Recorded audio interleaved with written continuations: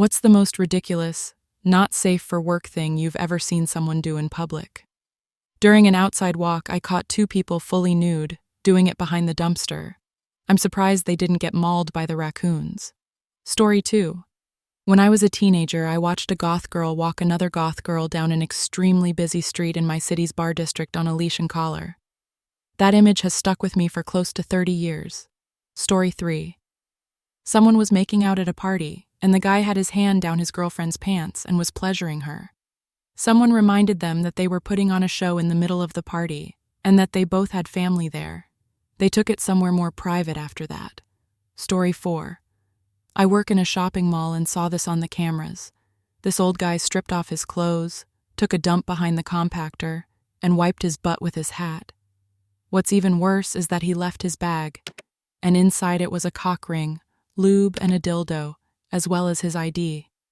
Shopping malls are crazy. Story 5. I was giving a horse-drawn carriage tour of the nightlife in Austin, Texas. I had to insist at least 3 times that a kind lady get up off the floor of the carriage and not have her head under a blanket on the man's lap. I eventually had to kick them out because that girl was really committed. You would think she'd have stopped after the first time she was called out. Some people really don't have any shame. Story 6.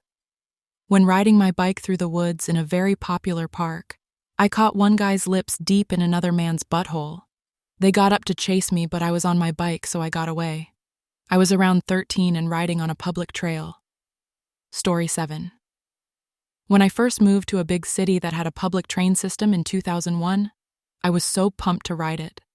My first trip wound up being fairly packed, and I was standing across from a mother who was absorbed in making out and not paying attention to her young son, who was making whining noises.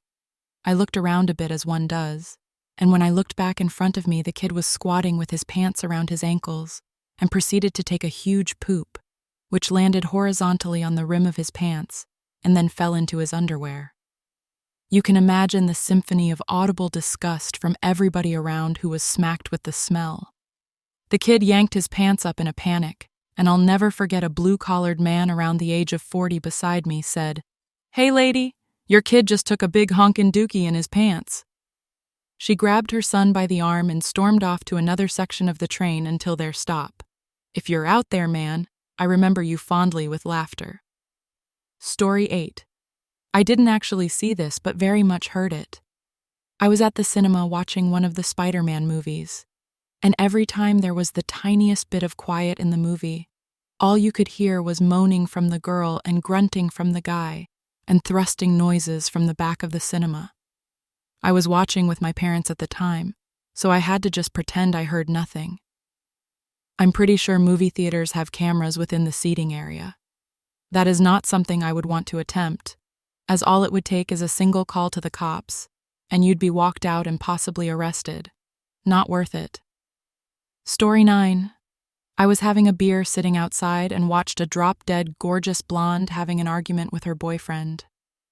For some reason, she stripped off her dress, handed it to him, and strutted naked down past us as the boyfriend lost his mind.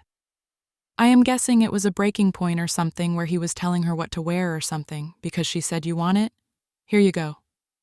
She was brilliant and walked down the street like she was going down a catwalk. She was wearing high heels, a clasp bag, and nothing but a smile. My friend and I raised a toast as she passed, turned the corner, and was gone. Story 10. Years ago, I was an engineer at Cisco, and this vendor was doing a presentation. One of the reps, a young woman pretty much right out of college, was sitting in the front row of the presentation room and didn't notice that her laptop screensaver was pulling pictures from her private folder. I got to watch a pretty enticing bondage slideshow before she looked down and immediately slammed the laptop shut. Nobody in that room said a thing. Professionals through and through. I'm glad nobody brought attention to that poor woman's situation. Some people in the workforce would have taken pictures and the word would have been spread everywhere by the end of the day. Story 11. For a more harmless one, I was out at the bar with a female friend of mine who had just gotten a tattoo on her chest earlier in the day. We were both pretty drunk and she said, "I'm going to show you my tattoo." She lifts up her shirt to do so, forgetting that she wasn't wearing a bra and flashed the whole bar. Story 12. In high school, we were required to travel to our football games in one of the school buses. One day, about 20 minutes into an hour drive, a dude pulled alongside the bus in a convertible Mustang and just started jerking off like it stole his girl. He was going at it for easily 35 miles on the freeway. Was some of the craziest stuff I've ever seen. Story 13. I nearly got fired from my old job because a hooker broke into my box truck, pulled her johns in, and was getting triple penetrated in my cargo bay. I didn't even know it was possible for a woman to fit two inside her. I'm just glad the manager of the truck stopped comped me some air fresheners to get the stench out. I just don't understand why those horny morons thought breaking into my truck would be a good idea. I was parked out front. Story 14. I do private security. Not too long ago, I had to kick a guy out of a hospital lobby because he was rubbing one out in the waiting room. Story 15. There's this couple that caused a disturbing scene in the hotel I was at when having a meeting. After the ambulance and cops showed up, I finally got the story. A boy threatened to post this girl's exposing videos if she refused to do it with him. After they did it, he kept posting it anyway, so the girl just cut his dick off. An ambulance was called and the police were called. The girl went to jail and the boy didn't make it due to losing too much blood. I was quite traumatized to see a scene where there were people with blood all over their clothes. Story 16. Somewhere out there is a story about me. I'm a long-time distance runner who chooses trails through nature. I once had an attack of diarrhea while running that could not be stopped. I got off the trail as far as I could until I was certain I was far enough out that I wouldn't be seen. I removed my shorts, held them in my hand, bent over, and noisily sprayed pressurized liquid doo-doo a great distance behind me. I then hear voices shrieking in horror and see that I had run to the edge of a campground, in particular a campsite with a family who had a perfect view. I looked over my shoulder right into their eyes as I was mid-spray. I ran off knowing that it would be the story of their summer vacation, no matter what natural wonders they took in. I'm sure the story is still told sometimes. I wonder if they asked for a different site. I didn't do it right in their campsite, but I was maybe 20 feet away and quite possibly stunk the place up. I had some concern that authorities would look for me, but I figured they would be looking for someone from the campground. I had to reread this one a few different times as I couldn't contain my laughter as I was reading it. The visual is one I'm sure the family will never forget and will be told to every new person they meet for the rest of their lives. Story 17. I once saw a large woman in a sundress get out of her car and walk into the store, unaware that one boob was hanging out, sagging halfway down her torso. Once she noticed, she just chuckled in an oh shoot, nonchalant kind of way and put it back in. Story 18.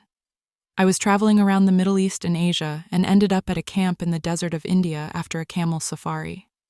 At the camp, there were a bunch of gap year students who had arrived like 2 days earlier, and they were still in the we're on holiday mode. They were being absolutely insufferable. They had all bought these cheap turbans they were wearing and kept doing very bad fake Indian accents. I was having a beer observing the shenanigans when we saw one of the girls in this group dancing around the fire, doing an imitation Hindu dance. Some aspect of Vishnu must have disapproved, because part of her turban came unwound and dipped into the fire.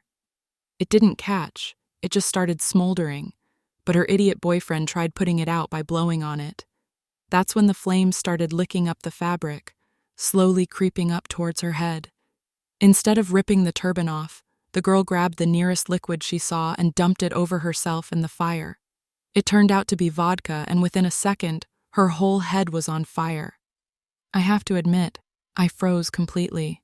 Luckily for the girl, someone else came hurtling out of nowhere and rugby tackled her, burying her head in the sand.